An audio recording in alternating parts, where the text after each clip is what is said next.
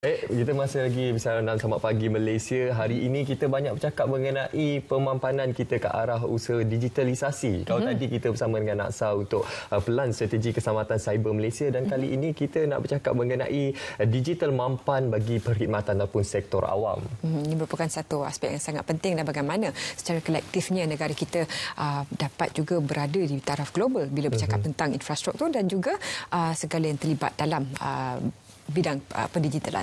Ya, sekali untuk kita bercakap mengenai E2E ataupun end-to-end digital mampan sektor awam ini, kita perkenalkan tetamu kita. Kita cukup berbangga dapat bersama dengan Datuk Dr. Yusof bin Ismail, Ketua Pengarah Mampu Unit Pemodenan Tadbiran dan Perancangan Pengurusan Malaysia, Jabatan Perdana Menteri. Assalamualaikum, Datuk. Assalamualaikum warahmatullahi wabarakatuh. Baik, Datuk, untuk permulaan ini mungkin boleh terangkan mengenai peranan dan pencapaian kerajaan melalui Unit Pemodenan Tadbiran dan Perancangan Pengurusan dalam pembangunan digital mampan ini sehingga kita mendapat pengiktirafan di peringkat antarabangsa, Datuk. Assalamualaikum warahmatullahi wabarakatuh. Cik Munawar dan Zaliha, ya. Alhamdulillah, mana kita mampu sekarang ini, kita memang peranan utama kita untuk memodernkan pentadbiran kerajaan. Kita telah bermula 43 tahun dahulu. Kita bermula dan pada tahun kerajaan telah memperkenalkan e-government, electronic government pada tahun 95 dan pada tahun 2015 kita beralih kepada digital government, kerajaan digital. Yang mana matlamat pada masa itu adalah kita merakyatkan pendigitalan kerajaan, dan daripada situ kita bergerak sampailah kita berada pada sekarang ini, yang mana infrastruktur IT government berada di tahap yang kukuh. Dan kita alhamdulillah bila datang pandemik baru ni, bila datang kerajaan mengisytiharkan PKP pada bulan Mac itu hari, infrastruktur digital kerajaan berada di tahap yang kukuh, dan kita boleh membantu walaupun bekerja sektor awam, bekerja dari rumah. Urusan pentadbiran kerajaan tidak terhenti. Itulah, dan kita telah mencapai ke tahap yang, kalau kita lihat dari segi pencapaian di peringkat dunia pun, kita berada di tahap yang tinggi. Ya. Malaysia negara ke-47. Ya. Jadi apa indikator ataupun tanda aras yang digunakan untuk menentukan tahap keberkesanan ataupun efisiensi sebuah negara? Dia dalam United Nations PBB, dia ada satu tema yang diperkenalkan, EGDI, Electronic Government Digital Index. Di situ kita berada di tempat ke-47, meningkat satu mata daripada sebelum ini 48 tahun 2018. Pada tahun baru ini bila diumumkan 2020, kita meningkat satu mata lagi daripada 190 negara di dunia. Ya.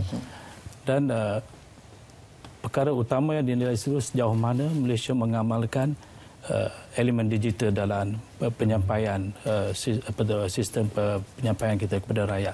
Salah satu elemen utama, dia ada 3 komponen dalam EGDI yang mampu bertanggungjawab adalah OSI, Online Service Index. Dia ada di situ. Satu lagi indeks human capital di bawah APU, dan juga infrastruktur telekomunikasi kita di bawah APU. Di bawah mampu kita ada OSI. OSI kita berada di tangga 24 di dunia. Di Asia kita nombor 9, dan di ASEAN kita nombor 2 di belakang Singapura. Kita berada di tahap yang tinggi. Satu pencapaian yang cukup memberangsangkan, membanggakan seluruh rakyat Malaysia. Dan mungkin Datuk boleh kongsikan juga apa antara langkah dan juga strategi mampu untuk kita sebagai satu badan yang bertanggungjawab untuk kita membawa jawatan perkhidmatan awam kita ni ke tahap yang lebih tinggi lagi, Datuk. Di Mampu kami diberi tanggungjawab utama untuk menyediakan infrastruktur digital kepada kerajaan. Di situ kita ada pusat data untuk sektor awam. Kalau dulu kita mula-mula diperkenalkan IT di Malaysia, kita ada server kan dekat komputer gitu. Tapi sekarang ni tak ada dah server dekat kita punya. Kalau di komputer di pejabat kerajaan, kita ada 4 pusat data kita yang besar. Itu kita simpan semua data-data kerajaan di 4 pusat data tadi. Kita ada di Kulim, kita ada di Bandar Instek, kita ada di Seberjaya, kita ada di Putrajaya. 2 elemen utama pusat data kita. Satu, kita simpan semua data kita kat situ, dan untuk recovery semua data-data yang kita kalau ada berlaku kehilangan, itu kita ada standby dekat situ. Itu dari segi pusat data kita. Yang keduanya, kita sambungkan semua jabatan kerajaan di Putrajaya dan di sektor awam dengan internet. itu memang kita dah laksanakan dah hampir 15 tahun. Kita sambungkan semua jabatan kerajaan dengan internet. Yang keduanya, kita sambungkan juga dengan sistem email. Email kita di jabatan kerajaan itu ada dia punya service provider yang diuruskan oleh pihak mampu, dan banyak lagi lah dari segi yang sistem filing kita, dari segi sistem digital signature kita yang dikendalikan oleh mampu untuk memudahkan penyampaian perkhidmatan kerajaan kepada rakyat. Datuk, bila sebut tentang E2E ataupun end-to-end kerajaan kepada rakyat, selalu juga kadang-kadang kita dengar keluhan ataupun isu bila berhubung dengan sambungan internet ataupun secara infrastruktur internet itu di Sabah dan Sarawak. Itu memang selalu kita dengarkan, terutama dalam keadaan geografikal negeri tersebut, negeri-negeri tersebut yang agak mencabar. Bagaimana pula dialog antara mampu dan juga syarikat telco yang barangkali boleh cuba menyelesaikan masalah ini? Jadi kalau untuk makluman Puan Zaliha dan rakyat Malaysia, ya, dari segi connectivity internet di Malaysia ni sekarang kita berada di tahap 80%. Memang target kita untuk mencapai 100%, tapi disebabkan oleh geografi kita.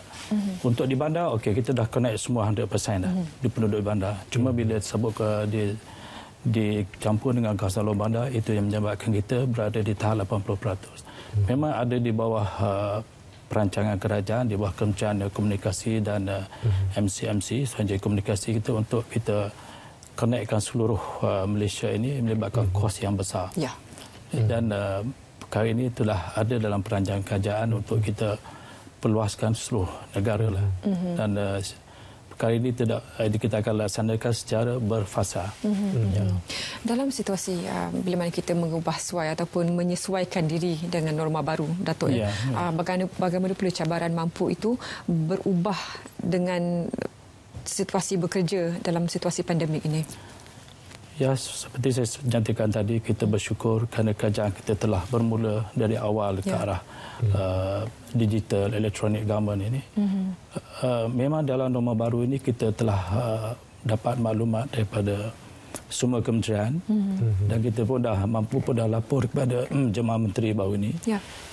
Kedudukan semasa kita dalam kumpulan data kita dapat di seluruh 27 kementerian. Sekarang ini tahap online service yang norma baru kita adalah 52%. Kita dah ready untuk kita bagi servis secara online kepada rakyat. Kita ada 4,400 lebih jenis perkhidmatan disediakan oleh kerajaan. 52% sudah ready secara online.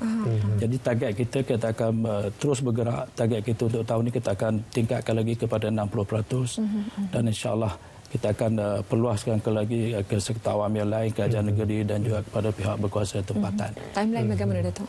Timeline dia untuk sektor kerajaan persekutuan, tahun ini kita target 60%, dan insyaAllah maybe by 2025 nanti kita akan digitalize semua secara online perkhidmatan kerajaan persekutuan.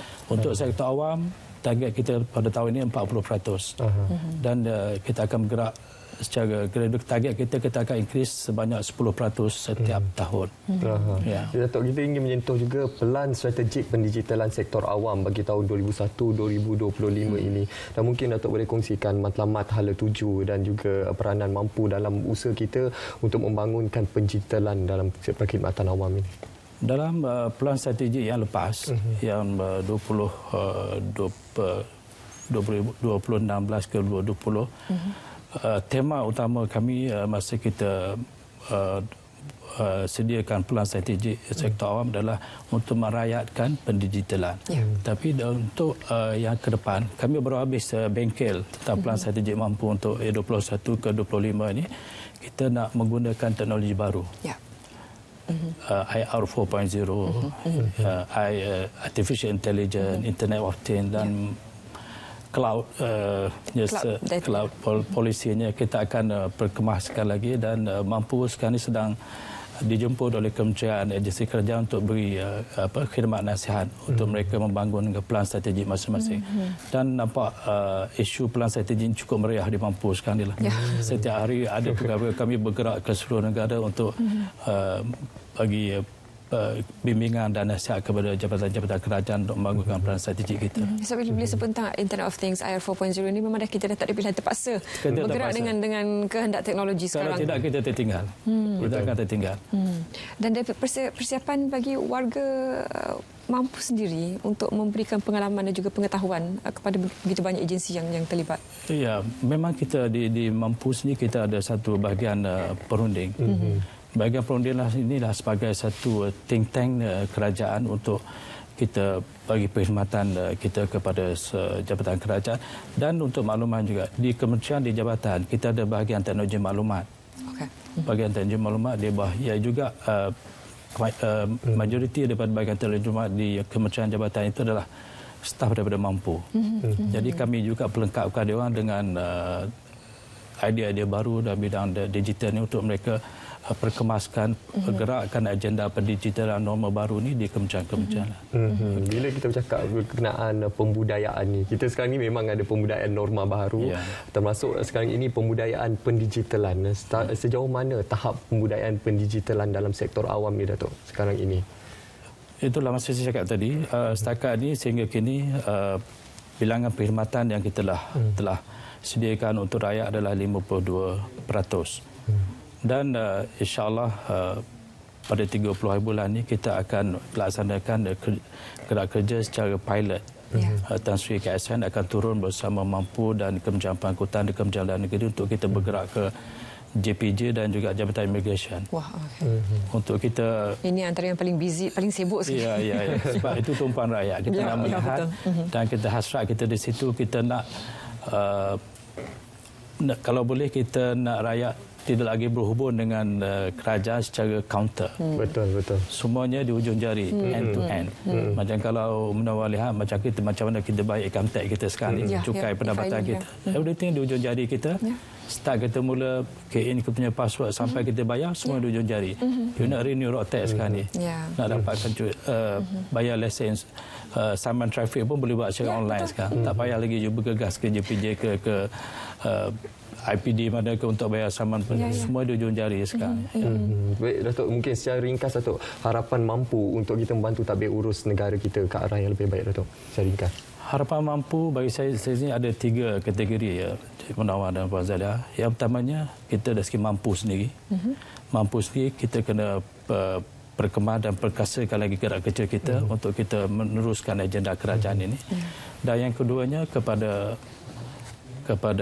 perkhidmatan awam, terutamanya ketua-ketua jabatan dan bahagian teknologi maklumat di kementerian untuk mereka menggerakkan sistem penyampaian kerajaan ini untuk kita perluas, perkasa dan memeriahkan lagi perkhidmatan online macam gig ekonomi sekarang ini.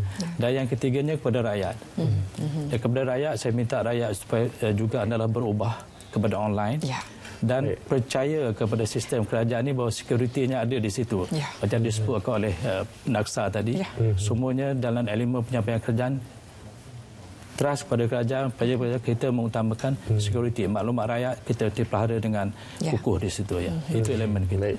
Terima kasih Dr. Yusuf Ismail, dan itu antara yang sempat kami kongsikan untuk plan pendigitalan dan bagaimana untuk mempertingkatkan lagi infrastruktur dan juga dari segi susun atur IT untuk agensi kerajaan di negara kita. Kita berehat seketika selepas ini ingin kita